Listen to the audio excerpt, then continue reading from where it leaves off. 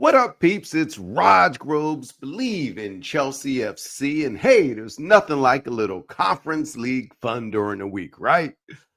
A game where Chelsea dominated time of possession, but guess who had more expected goal and big chances? We'll get into that later.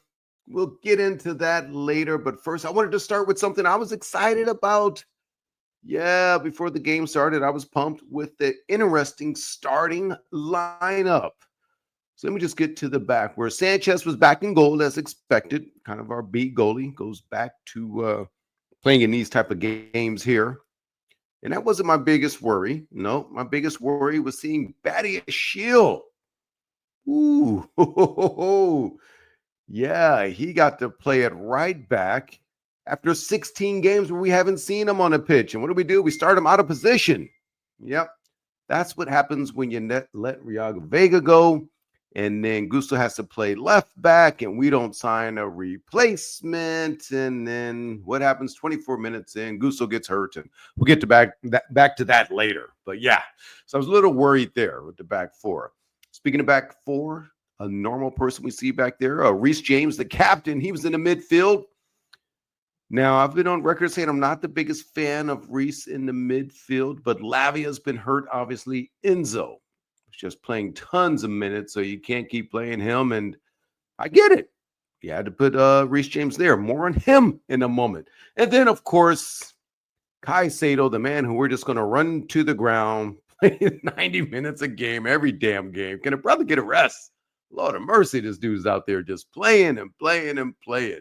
So here's where it got fun for me, though. Up front, Tim Mweka, pardon me. Forgive me, 17-year-old we got from Brighton back when he was 14. He's worked his way on up to the first squad. Got his first start for Chelsea. All right, so I was excited about that. Then I was excited to see Tyreek George on the left wing. You know I'm a big fan, a sucker for upside. Woo, I love that phenom. So Tyreek George was there. And then, of course, Cole Palmer playing in his first Conference League game, lined up on the right. And he's been cold up Palmer, as I mentioned in my previous video, for the wrong reason. Not this Cole Palmer, no. The Cole Palmer that hasn't scored since January.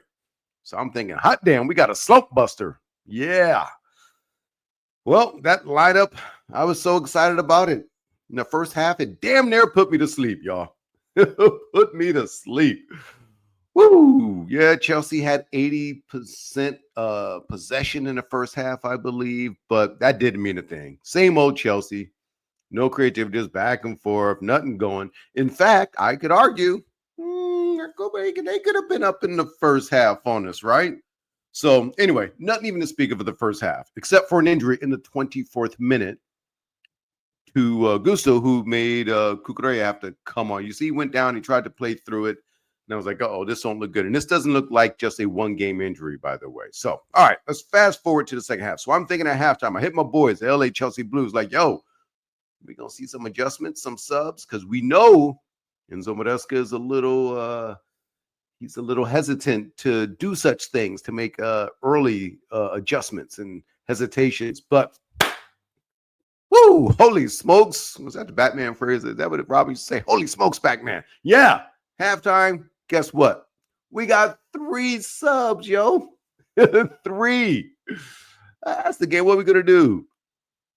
Well, Enzo heard us. He heard our pleas. He heard our prayers. He heard our cries. And Guku comes on. Fernandez comes on, Enzo Fernandez. And then, of course, Cucurella, because Gusto got injured. And guess what? Nguku and Fernandez make immediate impacts, right?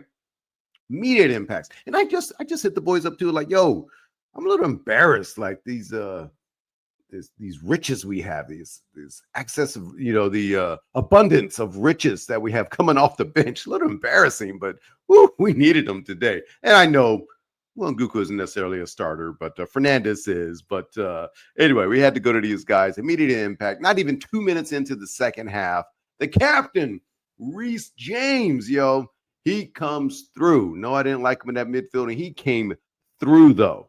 And it was a shot from range, and I was wondering, yo, why didn't we do this earlier a little bit? Like, just have a go, son. Have at it, right? Test these dudes out.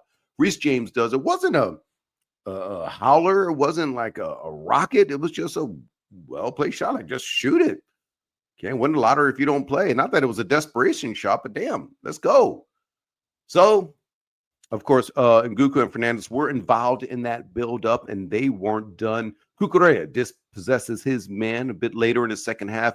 Nguku quickly head up, finds Tyreek George, who I mentioned I was really excited to see. And George, 2 touches, like a dribble for 2 seconds, amazing cut back to feed Enzo Fernandez, and Chelsea's up 2-0. Everything's looking great, right?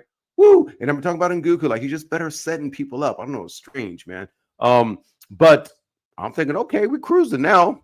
It's gonna be like some conference league games where we just scoring and scoring. But as always, things don't come easy for Chelsea, do they? Was it a corner or a free shot? I can't remember if it was a corner or just a free kick. But either way, everyone's lined up. Dewsbury Hall he was just watching, yo. He watched his man. He's like, ooh, look at that dude get up there. He getting up. There go the ball. And we concede. This ain't on Sanchez to me. This is Dewsbury Hall. Just the dude was free. And there's a couple people maybe could have marked him, but I thought the closest was Dewsbury. And he just watched his man, just looking at him. So here we go. Oh, is that Dewsbury Hall hitting me? Yeah, I'm expecting an explanation from Dewsbury on why he just watched his man. But anyway, here we go. Now we got to sweat out these last 10 minutes. Chelsea just can't have nice things. You know how it is, yo. And we sweat it out, but we won 2-1. So I'm cool. You know, it was a victory. Now, I mentioned XG and big chances. Guess what? Yeah, them dudes had a higher XG than us, right? Copenhagen. And big chances. They had, well, it depends what you call a big chance. They had 2 big chances. We had 1. Yeah, big chances. Shots. We both had 5. Shots on goal. We both had 2. So this wasn't a pure domination. You can't just look at the time of possession. So these dudes came to play. I loved their crowd, by the way. Some of them are the same tunes as LAFC and the same tune. I mean, like cadence and the way it goes. So that was fun to listen to. Their crowd was rocking. I got to give it to them. You're not going to have the same as Stamford Bridge. I'm sorry. Just got to say. There's moments where Stamford Bridge folk get hyped, but nah. These dudes were hyped. So when do we play them again?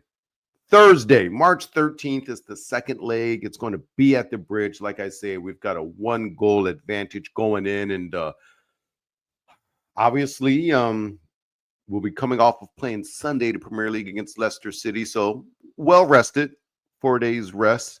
We'll see how many starters. I have a feeling Enzo Fernandez, Maresca, the boss, is going to try and see this one through all the way and put out an A squad. So that's on March 13th. All right, let's take a look at some of the performers, right? Top 3 performers, so to speak. We won't really look at top 3 because it was such a mixed bag in terms of players and just a strange thing in the Conference League. But top rated, I would say probably man of the match was Reece James. I think he was like a 7.7 rating. Next, I believe, perhaps most impactful as soon as he came off, Enzo Fernandez. He had a high rating. And then Caicedo, as always, playing him into the dirt. Palmer had an okay game, low 7s. I think it was 7.1. Let's see. Cucurella had a great game, especially with that deep possession. As soon as he came in, instant impact. But again, another guy we're running into the ground after we let Vega go. And who the hell is that left back? Now we got to play Badia Shield, Gusto, and move Badia Shield to right. I mean, this was a problem at the transfer window. I mentioned it. Now it's coming to fruition, man. I'm scared of that. So we won't even go over worst players or low-rated players. Okay, the youngster, Shim, he did not. Let's see exactly. He didn't have a good game, as expected. A youngster coming in, and they took him off at half, as you should. Not that he was costing this game. He just wasn't a factor, right? You barely even saw him touch the ball, if I'm not mistaken. Yeah, he was in the low 6s, so he didn't have a big game. But young kid, what do you expect? It's good to see him, 17-year-olds, get some work in. Of course, Tyreek George did his thing with that assist. And that was fun to see. So we win. What's up next for Chelsea? Well, that is Sunday morning, a match against Leicester City. See if my boy Paulie can make it out. And let's see, 7. I got 2 parties to go to Saturday, so I'm officially questionable to make it to the pub, but I'm gonna try because I like doing the post game from the pub. See what my peoples think. Maybe my boy Paulie, Leicester City fan, will come on out and check it out as well. They're 19th in the Premier League. Is this a layup? As you can see, ain't nothing easy for Chelsea. Lord, we know that's for sure. So it'll be a fun, interesting match. Stay with me. Raj Groves, believe in Chelsea FC. And as always, let's get it, Blues.